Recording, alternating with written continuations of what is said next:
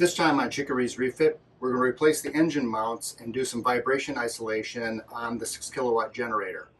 First step in this process is taking the enclosure off, which I'm going to do right now. I now have the starboard enclosure and the internal sound enclosure off the 6 kilowatt generator, and I can show you a little bit more about what we're doing.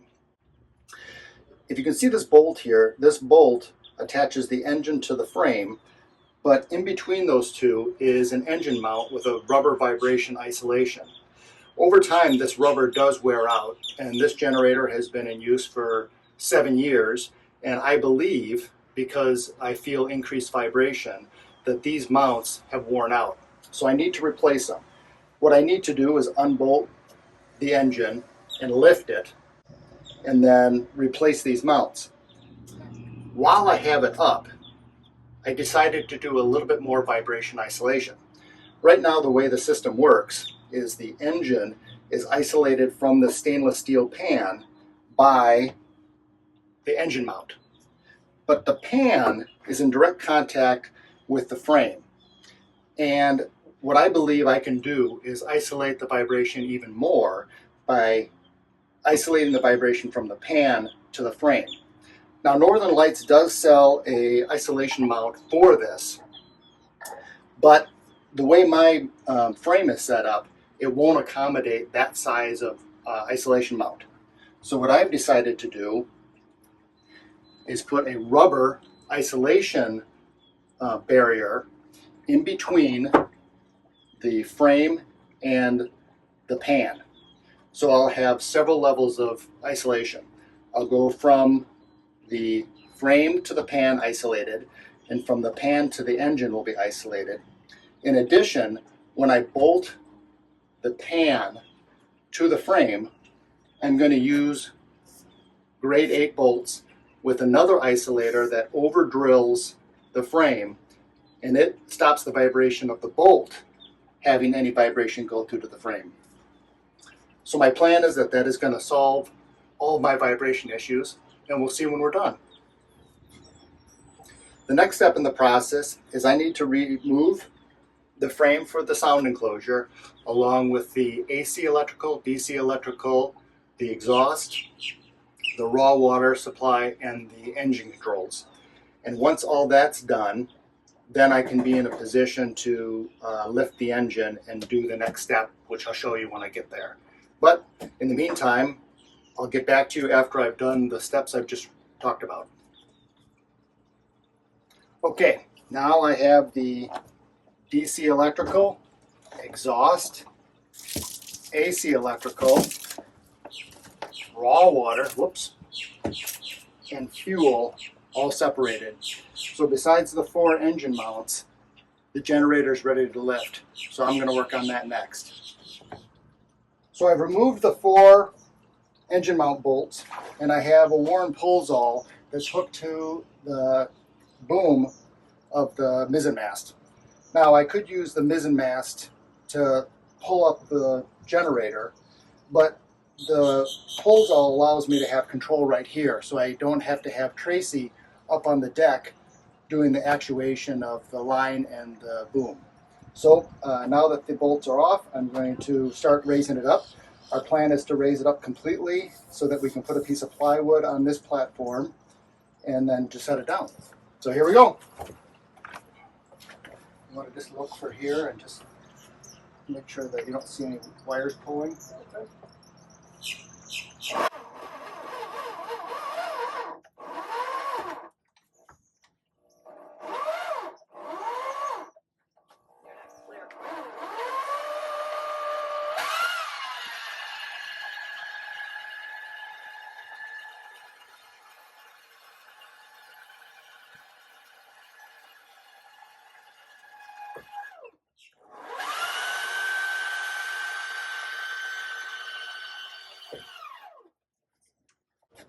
Can you get the plywood or?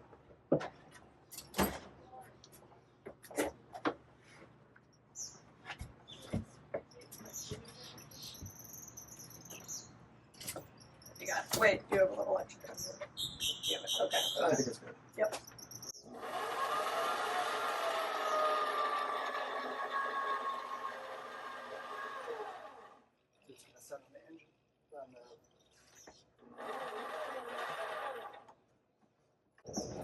You're leaving that attached though, right? Yep. Okay. There we go. So the next step in this process is cutting out a little bit of the frame on the inside here, which is not important to the structure of the enclosure. But I need to do that for a clearance issue because I'm raising up the generator by 1 inch because of that new rubber pad, and the sound enclosure is just right at the edge of the inside of here. So I just need to cut some metal away for clearance. So that's what I'm going to do with my Dremel cutoff tool. So you can probably tell by my sweatiness and that I've got all the plastic away that I have actually cut out the clearance here for the sound enclosure. And before I proceed with everything, I wanted to make sure that I had clearance where there was no issue. So I do have the isolation pad underneath the pan, and I obviously have put the enclosure in there. And I was just double checking the door, and the door slides in and closes, so I have clearance for everything I need. I'm super happy with this. So now I'm going to start installing the pan with the rubber isolation pad underneath it and the isolated bolts. But I'll do that after I put the motor mounts in the pan and put the generator on the pan, because there's a clearance issue with trying to get at bolts underneath the pan. So I'm going to do that first, and I'll catch back with you in a minute. You can see here the before and after for the motor mounts. The one on the right is the old motor mount, and the one on the left is the new motor mount. You can definitely tell the difference. I think this is going to make a big difference. So I've been doing some prep work before I can put the pan onto the generator. You saw the pad before as one solid 18-inch square, and I've cut it down to cover all the areas where the pan is going to come contact with a plywood base. In addition, I told you earlier that I was going to use these isolating mounts to go through, so you can see how they work in action here. I've over drilled both the frame and the plywood here, and so this is a soft mount bolt, and any vibration that's transferred to this bolt from the pan, which should be minimal, should be isolated with this mount. Now you can see that this is proud a little bit, so what I did is I cut part of this pad away to give it clearance. I'll slide it on the bolt. I'll put all 3 bolts through. We'll position the pads here. Then we're going to put the pan on the generator, and then we simply just have to drop the pan down onto these bolts and bolt them down. So that'll be the next step. So we've installed the pads in the bottom. The bolts are all in position. All of the vibration isolating hardware on the bolts is in position. So the next thing to do is lift up the generator and put the pan underneath it. And we had slid the generator back just a little bit along with this little plywood base so that I could cut out the clearance for the metal. And so the first thing we need to do is move this forward, and then we're going to lift it up a little bit more and put the pan on. So we're going to start that right now.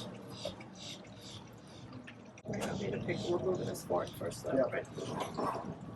How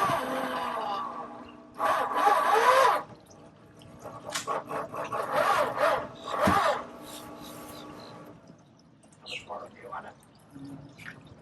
Probably about that.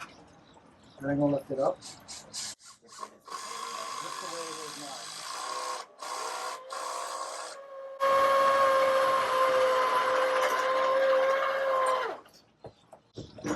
Jam underneath it. Okay. Shouldn't these be off? Yep.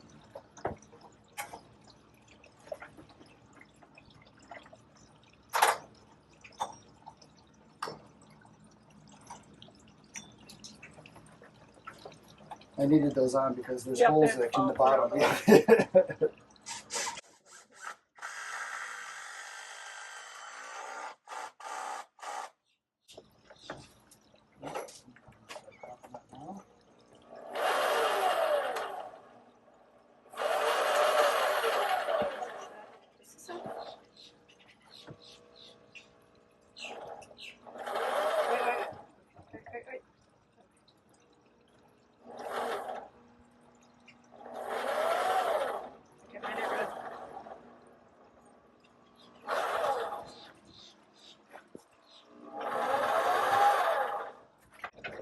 Okay. Oh. Wait, what?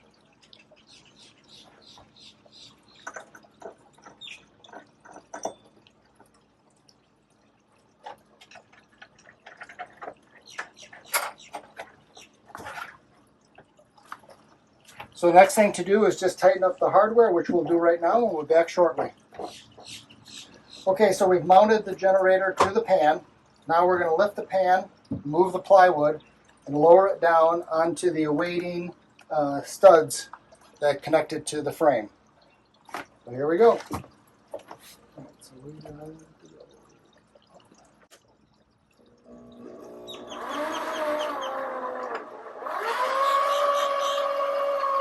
Yep.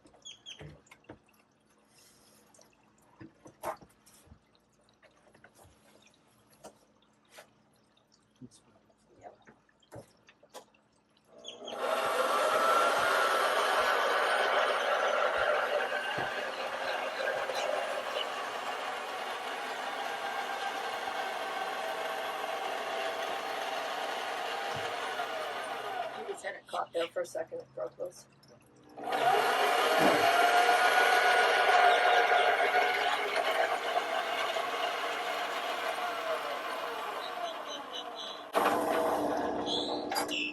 So.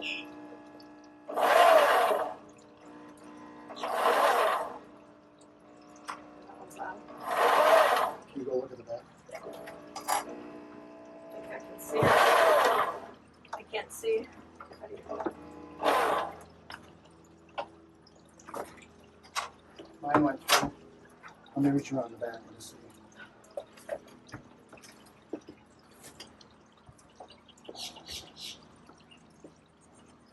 That one did not go through. Let's see if I can push it down. Push it up through. Can you see it at all? Want me to get a mirror? So now what you're witnessing in high speed is the bolt in the far corner got pushed down as the pan dropped down on it, and it was just a matter of jiggling the pan and figuring out exactly where the hole was and pushing the bolt up through. So we finally got it.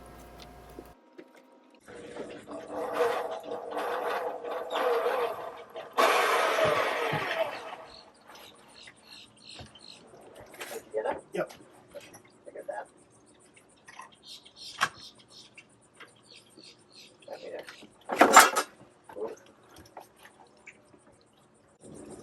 Okay, so all the weight is now on the pan and on the pad and on the frame. So now we're just going to put the hardware on. The generator is all bolted in its new configuration. I'm just going to show you a couple details. So this is the bolt that holds the mount. The mount is in the pan, and then you can see that it's isolated from the pan with this rubber, and then it goes down, and you can see underneath here there is the bolt that holds the mount in. This is the washer that holds it, and this is the rubber part. So if I move it, it's actually very, very sturdy right now. It's actually firmer than it was in the past, which is very interesting. I got used to it being so loose. I'll know better next time with the motor mounts. And then of course this is my elastomer pad that separates the pan from the frame, and that's obviously 3 bolted. And then if I go underneath, you can see the bolt is isolated there with rubber as well. So there's no option for vibration to make it through, and I believe that's going to be really great. So the generator's in. As I mentioned, it's much sturdier than before. Before, when I would wiggle it like this, it would shift back very loosely back and forth. And you know, I got used to that over the last 7 years as it got looser and looser and looser, and I didn't realize how bad the engine mounts were. I'm looking forward to showing you how the engine runs and the updated results of how the vibration is.